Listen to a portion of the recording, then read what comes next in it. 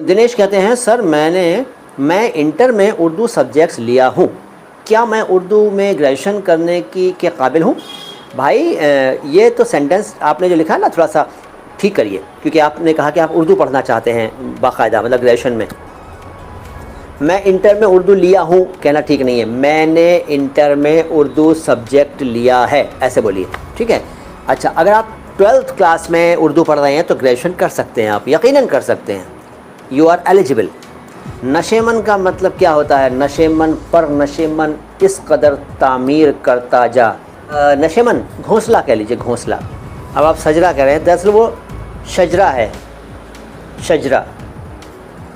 वंश वृक्ष कहते हैं हिंदी में, वंश वृक्ष या वंशावली। सर बोलते वक्त हम उर्दू और हिंदी फ़र्क ही नहीं कर पाते हैं। एग्जैक्टली, क्योंकि यही हिंदी है, यही उर्दू है।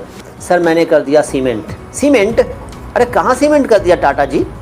नाम तो अपना बताया नहीं, टाटा संगीत दर्शन दिल से। मैंने कर दिया सीमेंट। सीमेंट कर दिया? कमेंट लिख रहे थे क्या? आपको सलाम, आपको भी सलाम बबलू शेख, सलाम हिंदुस्तान।